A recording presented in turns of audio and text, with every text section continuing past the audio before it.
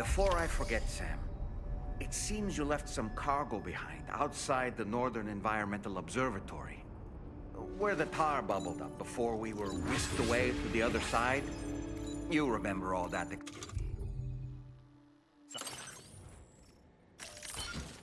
Excitement, yes? Anyway, Tarman was kind enough to collect your cargo for us. It's been placed in your private locker aboard the DHV Magellan.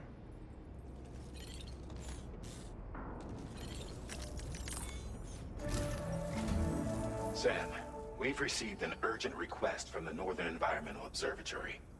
Brigands to the west of the facility have got their hands on a large stockpile of weapons and have taken it back to their base. This happened shortly after the recent tarfall abated.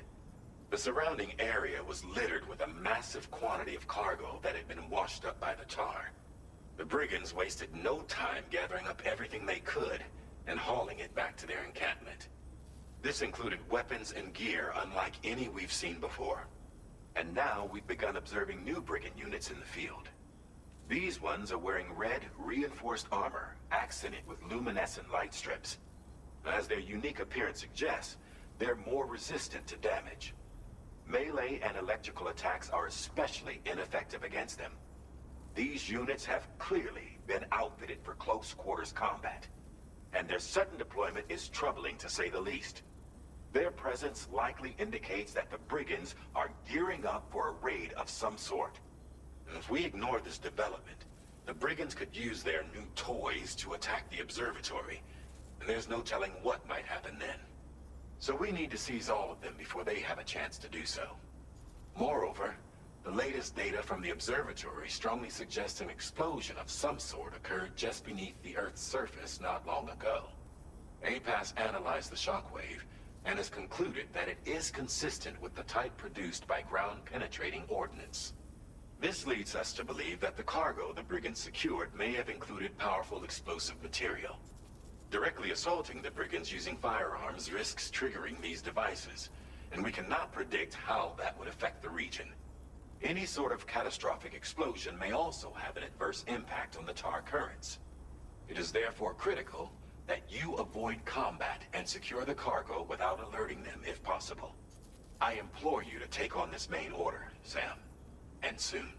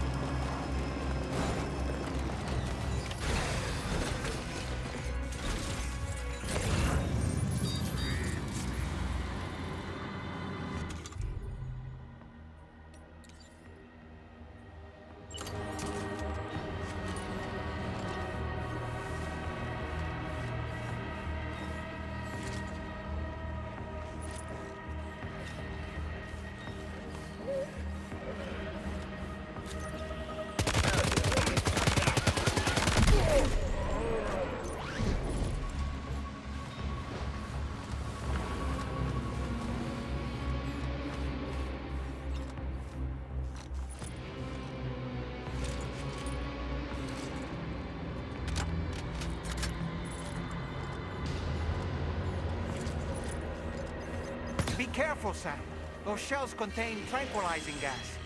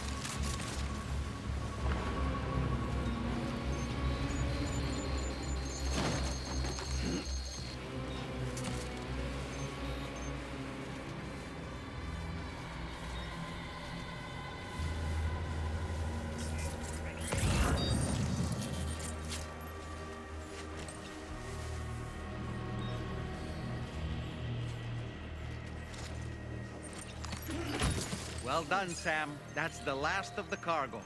Let's head to our destination and make the delivery.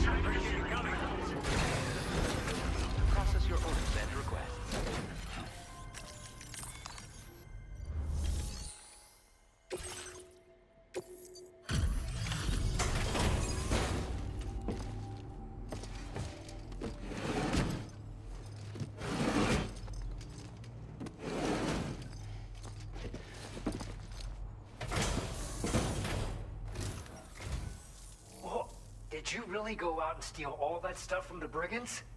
Way to go, Sam. Let me get started on processing your haul.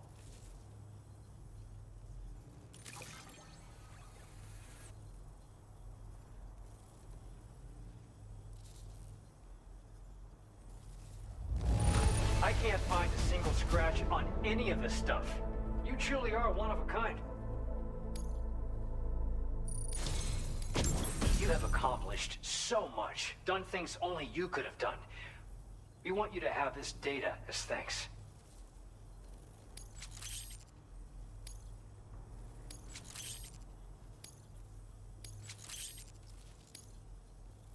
We've increased your allocation of materials.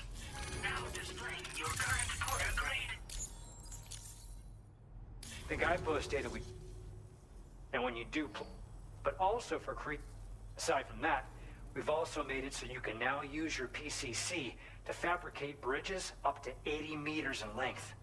The rivers ahead of you are prone to flooding, so I imagine extra long bridges will be especially handy. Oh, and Sam, there's actually one other thing I wanted to talk about. Call it a little insight into the cargo you recovered on our behalf. It included a device I believe you guys have taken to calling a chiral jammer. These jammers are capable of disrupting the flow of local tar currents. In addition, you also recovered some explosives modded to be able to penetrate the ground and detonate within the tar. This would destabilize the currents over a large area. Needless to say, both these items could have been used to deliver an enormous blow to the chiral network. In other words, we've really dodged a bullet. But what I'd like to know is why this tech wound up in their hands in the first place. Can't chalk it up to pure chance. Honestly, it's almost like those brigands knew in advance that the tar was hiding cargo. We've got to consider the possibility that someone gave them a heads up. Food for thought on the road ahead. Excellent work, Sam. You'll be happy to hear that tomorrow's regained consciousness. Once you're back on board the DHV Magellan, you should see for yourself. Order completed. Well done.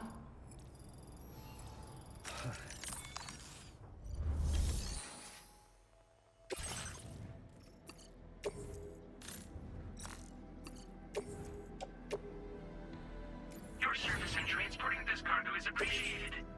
The delivery will be assigned to another porter.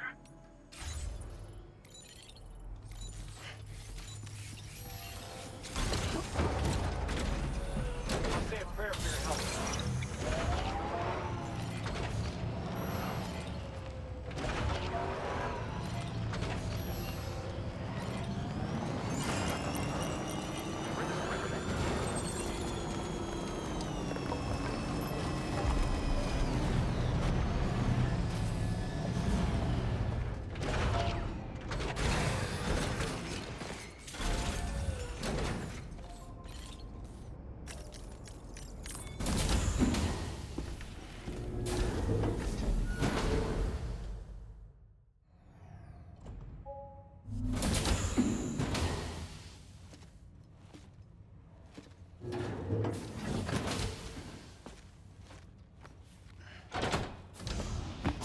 Stop it.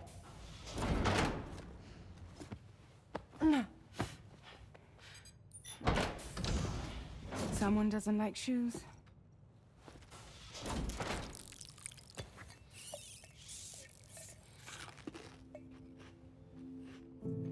She won't even touch any normal food. But at least we managed to convince her to take a shower. No, tomorrow. We don't do that.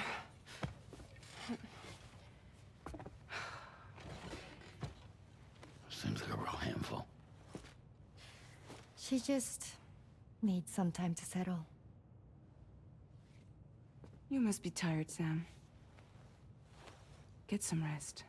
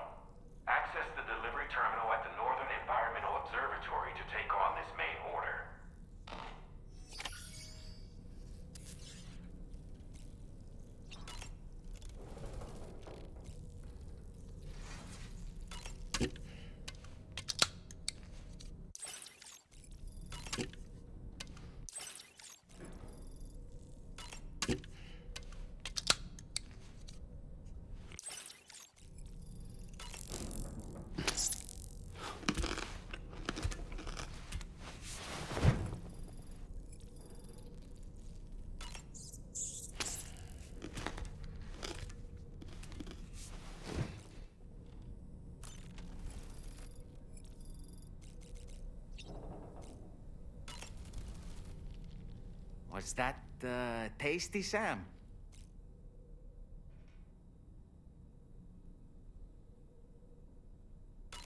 Why don't you try freshening up with a shower?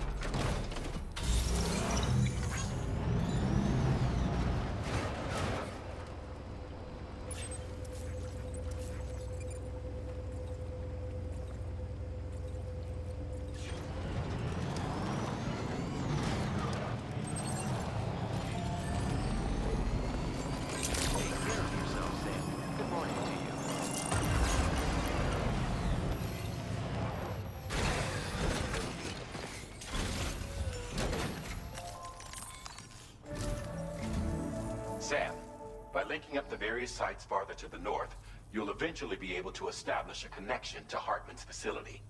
In short, it's time to tackle the northern part of the continent. Start by bringing the F2 South Distribution Center into the network.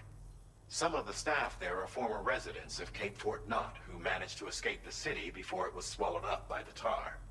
In addition to overseeing distribution operations, they also protect the facility from would-be assailants.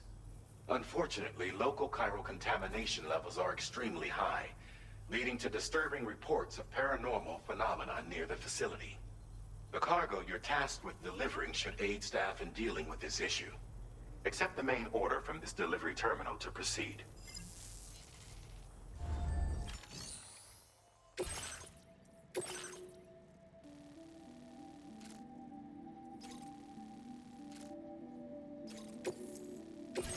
This cargo has been designated Do Not Submerge.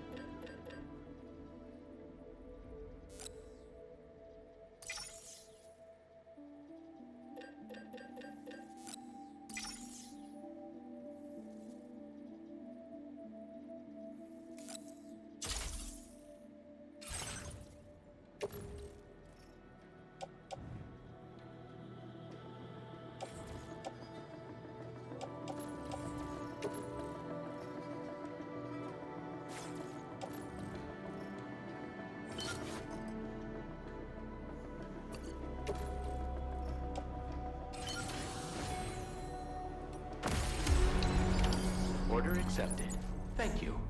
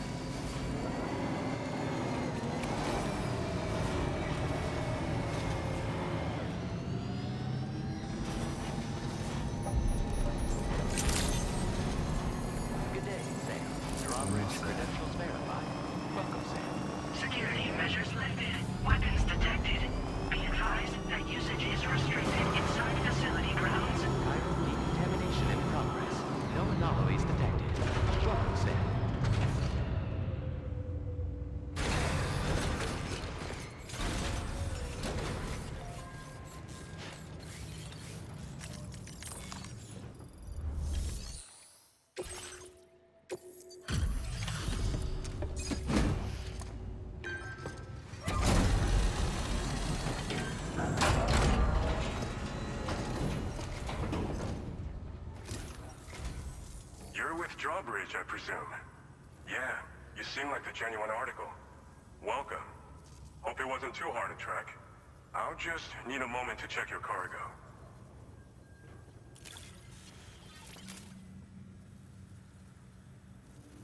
This cargo looks like it's fresh from the fabricator. Impressive work.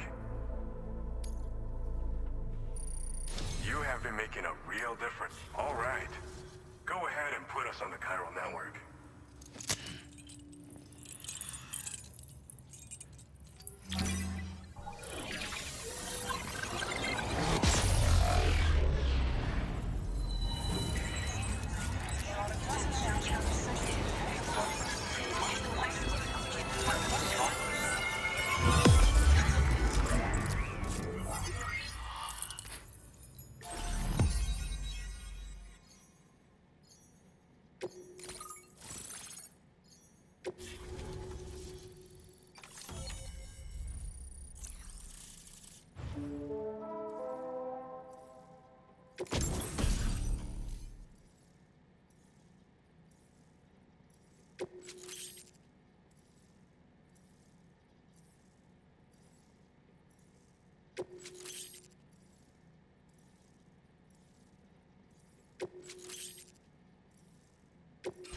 Now displaying your current porter grade.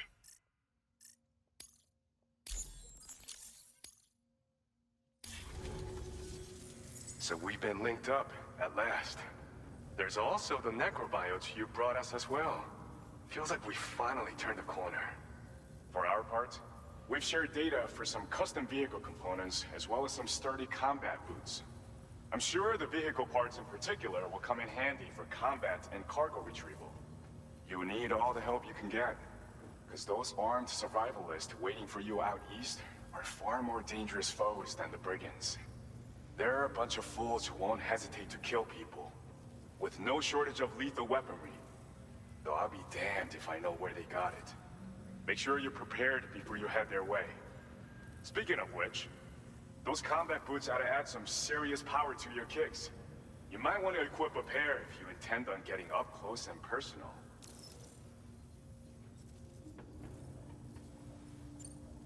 Some people have called me that. A while back, we had a situation with this group that went around looting whatever supplies they felt like. And I was the boxing champ who went up against these guys and sent them all packing with nothing but his bare fists. That's the story they tell, but it sure as hell ain't the truth. I didn't charge gallantly into battle and beat the shit out of them. I approached them in peace so we could work it out. I asked why they were stealing from other people, and they said it was because they didn't have the skills to live any other way. So I taught them other ways to survive, trained them a bit. Nothing more than that, really. In the end, all we had to do was talk to each other. They weren't like the other riffraff you find around here. And they're still here. In fact, working in this facility. If anyone around here deserves to be called a hero, it's you, Sam. I mean, you're the one trekking across Australia trying to bring everyone together. Anyway, right now, we're trying to develop equipment tailored to close combat specialists. If we succeed, anyone will be capable of fighting as well as the so-called Golden Fist. Feel free to lend a hand if our project interests you. They're not something just anyone should be messing with. Their affinity with the dead makes them dangerous. But that's also why we can use them to prevent the dead from attacking us. With that kind of power at our disposal, we can put people's minds at ease. Could solve all kinds of problems, I'm sure. We've uploaded some schematics for pickup off-roader parts. One of them is a heavy machine gun. It automatically acquires and fires at targets in range. It uses MP bullets for added versatility. It's effective not only against human enemies like armed survivalists, but BTs as well. The other part is a sticky cannon. When mounted, it independently scans for cargo in the vehicle's vicinity and collects it. You'll find it makes rounding up dropped cargo easier than ever. And who wouldn't want that? Pickup off-roaders can be equipped with 2 parts like these simultaneously. So choose whatever's best for the situation at hand. Thanks again. We're glad to have you in our corner. With your support, we'll be able to do so much more for others. Stay strong and keep doing your thing. We're in this fight together. Sam, you're the best. Now get yourself back to the DHV Magellan and take a load off. Just so you know, tomorrow's been doing much better. Pay her a visit when you can, okay? Order completed. Well done.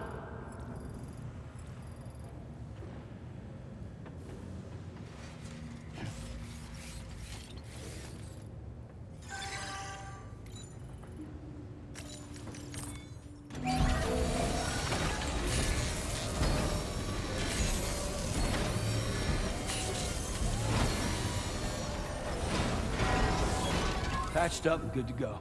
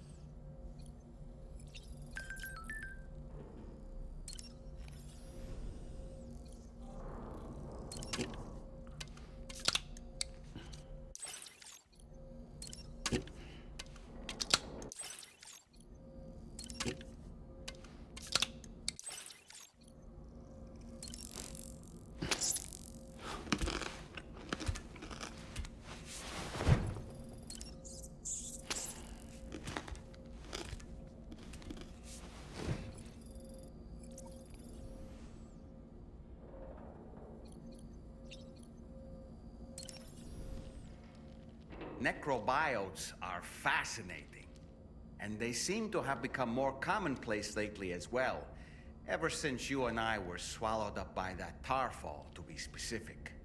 This sudden increase in the population should be considered yet another example of an environmental anomaly. If we successfully extend the network across the continent and trigger a plague gate to appear, such anomalies should begin to wane. So, Samson Hook from the F2 South Distribution Center is not a man to be trifled with, no sir. I did some research, and I found he's a popular local figure, beloved by one and all, it seems. Known as the Golden Fist as well. But don't misunderstand. I'd wager the people's love for him is not rooted solely in his considerable martial prowess.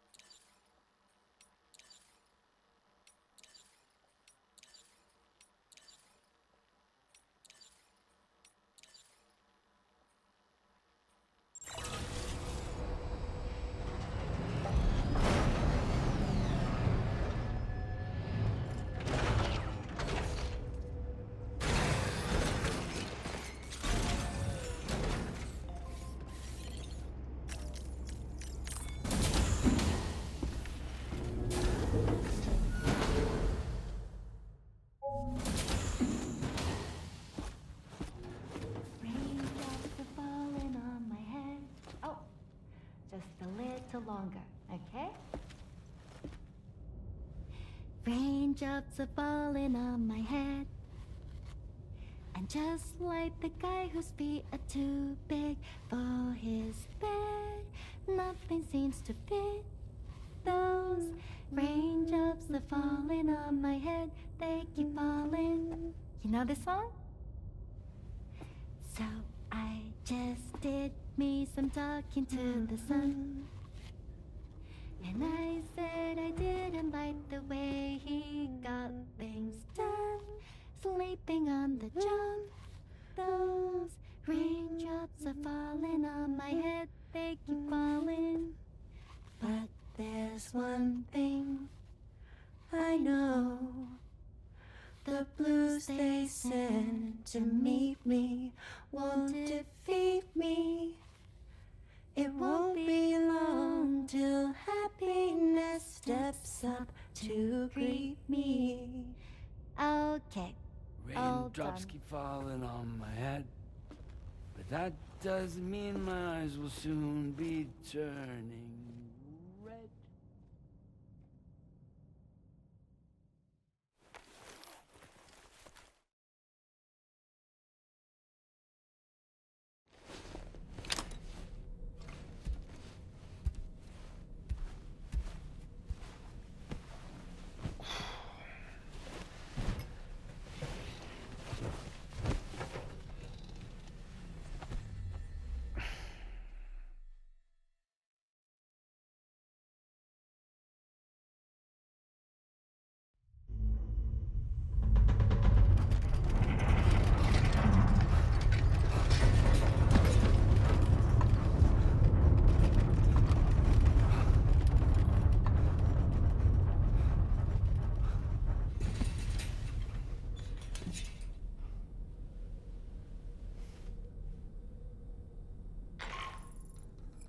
Are you alright, Sam? That was a gatequake just now. It seems West Fort Knott was hit hard, and their chiral printer is no longer working. I'm afraid we won't be able to continue expanding the network until it's back up and running. Pick up your next main order via the terminal at the F2 South Distribution Center.